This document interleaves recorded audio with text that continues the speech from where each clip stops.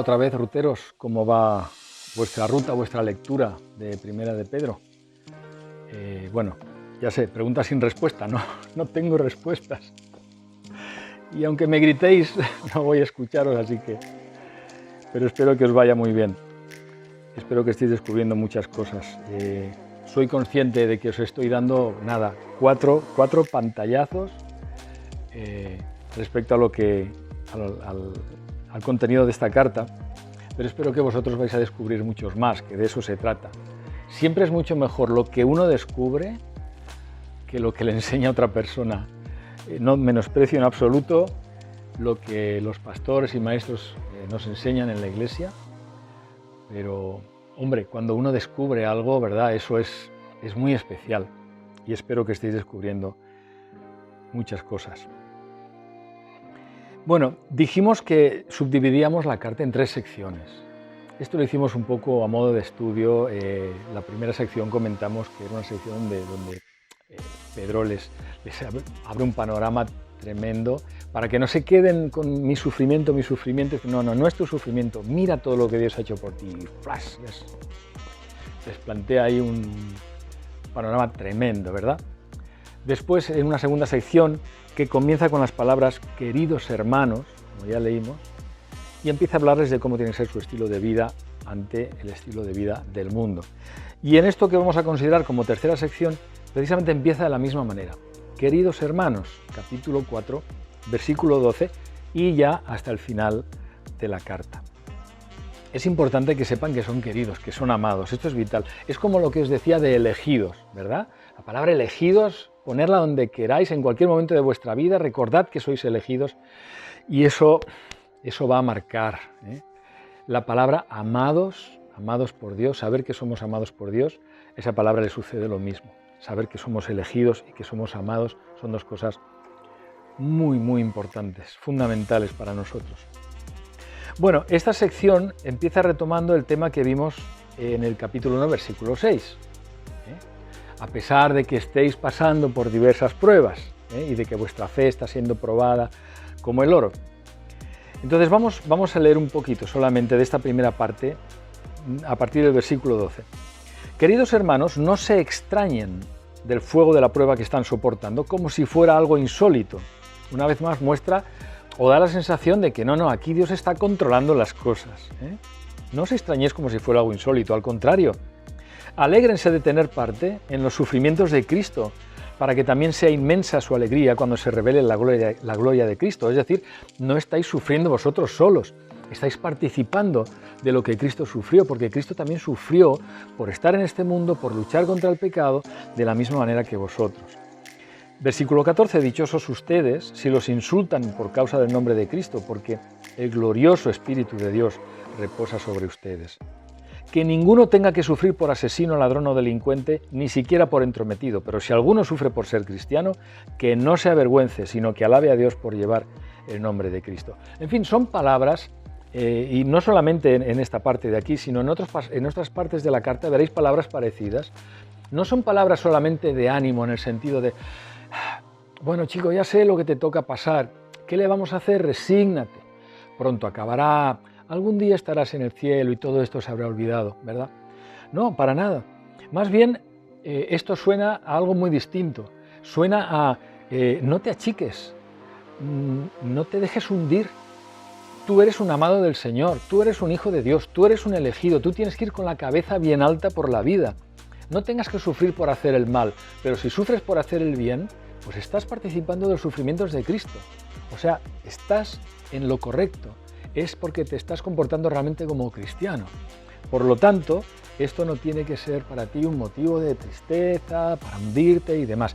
Ojo, no quiere decir que los cristianos somos, o estamos en este mundo para sufrir y que la norma de nuestra vida tiene que ser sufrir y sufrir y sufrir. No se trata de eso. Más bien es disfrutar de Dios, de Cristo, de lo que tenemos y disfrutar de la vida y disfrutar de nuestra familia. No hay problema.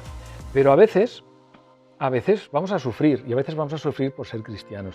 Y ahí es donde viene Pedro con estas palabras tan importantes. Fijaros que si nos vamos al final de la carta, casi, en el capítulo 5, versículo 8, Fijaros qué palabras de ánimo y de fortaleza. Practicad el dominio propio, manténganse alerta. Su enemigo el diablo ronda como león rugiente buscando a quien devorar. Resístanlo, manteniéndose firmes en la fe, sabiendo que todos sus hermanos en todo el mundo están soportando la misma clase de sufrimientos. Y después que hayan sufrido un poco de tiempo, otra vez, solo un poco de tiempo, ¿verdad? Dios mismo, el Dios de toda gracia, que los llamó a su gloria eterna, los restaurará y los hará fuertes, firmes y estables. En fin, no estoy aquí para leer la carta por vosotros, pero quiero que os deis cuenta del tono que tiene Pedro al hablarles en este momento en el que están sufriendo. No es un tono de derrota, es un tono de victoria, absolutamente, absolutamente. Y si nos vamos al final de la carta, en el versículo 12, fijaros que aquí vemos cuál es realmente el propósito por el que Pedro les escribe. Dice, con la ayuda de Silvano, versículo 12, a quien considero un hermano fiel, les he escrito brevemente para animarlos y confirmarles que esta es la verdadera gracia de Dios. Manténganse firmes en ella. El propósito de la carta es confirmarles que la gracia de Dios es real, que está con ellos, y si queréis saber todo lo que es la gracia de Dios, leer toda la carta. Confirmarles que esta es la verdadera gracia de Dios. ¿Cómo esta? ¿Qué esta? Todo lo que les ha explicado. Ahí veis lo que es la gracia de Dios, cómo se manifiesta, cómo nos ayuda, cómo nos levanta, porque todo es por gracia. Confirmarles esto y además animarles. Entonces, olvidaros del tono de derrota. Los momentos de sufrimiento los tenemos que vivir con Cristo. No digo que son fáciles, no digo que hacen gracia, no digo que hacen cosquillas, dan ganas de llorar, nos lamentamos, nos hundimos a veces. Pero por eso está esta carta aquí y otros pasajes de la Escritura también que nos animan a lo mismo. Necesitamos que cuando vienen esos momentos duros, recordemos todas estas palabras. Y para eso están escritas.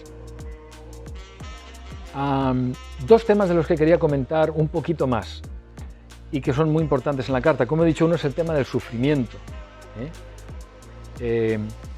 ¿Por qué sufren los cristianos en el mundo? ¿Por qué hay hostilidad? Por ejemplo, en el capítulo 4, versículo 4, hablando de la gente inconversa, dice: a ellos les parece extraño que ustedes ya no corran con ellos en el mismo desbordamiento de inmoralidad y por eso los insultan. O sea, hay hostilidad. Claro, si tú presentas a un Cristo que únicamente es bueno, quiere hacerte bien y amaos unos a otros y yo os bendigo y nada más, no pasa nada. Pero cuando tú presentas a un Cristo que ha muerto por nuestros pecados, porque somos pecadores, porque necesitamos a Dios, porque estamos condenados si no creemos en Él, cuando tú empiezas a mostrar a Cristo de esta manera, entonces hay oposición. Y entonces es cuando pueden venir los problemas. Pero fijaros, ¿dónde comienza toda esta hostilidad? Todo este enfrentamiento. Si nos vamos al capítulo 2, versículo 4, dice: Cristo es la piedra viva, rechazada por los seres humanos, pero escogida y preciosa ante Dios. Rechazada por los seres humanos, pero escogida y preciosa ante Dios. Al acercarse a Él, también ustedes son como piedras vivas con las cuales se está edificando una casa espiritual. En resumen, no quiero entrar ahora a explicar a fondo lo que este pasaje significa, pero quiero resaltar lo siguiente. Para Dios es escogido y precioso, pero para la gente que no le conoce, para los inconversos, es alguien a quien rechazan. El rechazo que la gente pueda tener en un momento dado, en un tiempo de persecución hacia la Iglesia, comienza aquí, comienza porque rechazan a Cristo y nosotros le amamos.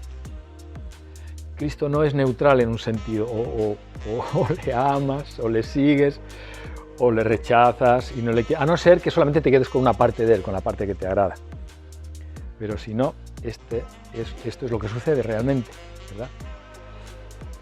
Ellos necesitaban saber varias cosas acerca del sufrimiento. Primero, sufrir por ser cristiano no es una desgracia, ya lo hemos visto un poquitín, ¿verdad? En el capítulo 1, versículo 6, dice, si habéis tenido que sufrir, es decir, ¿hay que tener que sufrir?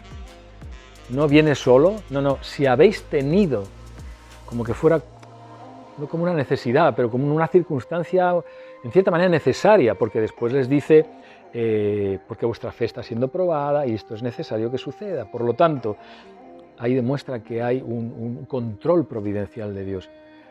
En algún momento ellos tienen que sufrir, es necesario por algo. En el capítulo 3, versículo 17 también dice que si es la voluntad de Dios, es preferible sufrir por hacer el bien que por hacer el mal. Si es la voluntad de Dios, es decir, puede ser la voluntad de Dios que nos toque sufrir. Pero esto no significa otra cosa más que, y vuelvo a repetirme otra vez, Cristo, Dios, está en control de todas las cosas, aún incluso de estas cosas. Da un paso más cuando dice en el capítulo 2, versículo 20, si sufrís por hacer el bien, esto merece elogio por parte de Dios, pues para esto fuisteis llamados, porque Cristo sufrió por ustedes, dándoles ejemplo para que sigan sus pasos. Por lo tanto, y resumiendo, las palabras de Pedro no son pobrecitos, animaos, pronto pasará. Las palabras de Pedro son más bien ánimo. Si estáis sufriendo por Cristo, estáis en el buen camino. Estáis en el buen camino. Cuando toca gozar, se goza. Cuando toca sufrir, se sufre. Pero Dios está con vosotros. El segundo tema del que quería comentar brevemente es el tema de la esperanza, que también surge en varias ocasiones. Y lógicamente, si hay sufrimiento, Pedro plantea el tema de la esperanza, porque un sufrimiento sin esperanza te hunde, te machaca. Pero cuando hay esperanza, tú sabes que todo es por algo, tú sabes que hay algo que Dios te ha prometido, y no es que tú esperas que eso suceda, no, son promesas de Dios que tú sabes que son seguras y que van a venir, y simplemente las estás esperando. La esperanza del cristiano es así, no es ojalá suceda, sino sé que va a suceder y estoy esperando que suceda. Por lo tanto, la esperanza anima. No es una estrategia psicológica de Pedro para tenerles contentitos y ahí sosegados, ¿verdad? En el capítulo 1, versículo 3, hemos leído que hemos nacido de nuevo para que tengamos una esperanza viva. Uno diría, en un sentido, todas las esperanzas te dan vida, cualquier sentimiento de esperanza te da algo de vida, pero no está hablando aquí de eso. Esta es una esperanza viva de verdad, porque dice, hemos nacido de nuevo, es decir, tenemos nueva vida, tenemos vida eterna, y por eso tenemos una esperanza viva. No es lo mismo, es una esperanza viva de verdad, porque responde a una vida verdadera que hemos recibido por medio de Cristo. Así que es importante que tengamos esto claro. Esta clase de esperanza es la que la Biblia nos enseña. Y por otro lado, en el capítulo 1, versículo 21 también hemos leído, por medio de Él, es decir, de Cristo, ustedes creen en Dios, que lo resucitó y glorificó, de modo que su fe y su esperanza están puestas en Dios. Nuestra esperanza no está puesta tanto en las cosas, en cosas concretas que Él nos ha prometido, pero nuestra esperanza está puesta en Él. Él está por encima de las cosas que nos ha prometido incluso. Él es aquel a quien deseamos. Los cristianos no esperamos el cielo ni nada más. No es nuestra meta el cielo, nuestra meta es estar con Él. El cielo sin Él no tiene valor. Las promesas cumplidas sin Él no tienen valor. Las bendiciones por sí solas, si no le tenemos a Él, ¿qué son? Entonces nuestra fe y nuestra esperanza están puestas en Dios. En Dios. Y esta es la gracia de ser cristiano, que tenemos un Dios real como Él, un Dios que nos ama tanto como Él, ¿verdad? Y para terminar la primera carta de Pedro, quisiera simplemente llamar la atención sobre un hecho que sería como el paréntesis, ¿verdad?, que envuelve toda la carta. Fijaros, en el capítulo 1, al principio de la carta, hemos leído la palabra elegidos. La carta va dirigida a los elegidos. Y al final de la carta hay otra palabra que significa algo muy parecido en el capítulo 5, versículo 10. después de que ustedes hayan sufrido un poco de tiempo, Dios mismo, el Dios de toda gracia, que los llamó a su gloria eterna. Somos llamados. ¿Os dais cuenta? Al principio de la carta, elegidos. Al final de la carta, llamados. Y estas dos palabras moldean todo lo que la carta nos dice. Es decir, ¿por qué Pedro plantea las cosas de esa manera? ¿Por qué Pedro plantea el sufrimiento de esa manera? ¿Por qué plantea la esperanza de esa manera? ¿Por qué nos habla de que nuestra forma de vivir no tiene que ser como la de los incrédulos, sino de acuerdo a Cristo, aunque tengamos que sufrir? ¿Por qué habla de todas estas cosas de esa manera? Porque está hablando a gente que es elegida y que es llamada. Hay un propósito en todo lo que sucede en nuestra vida.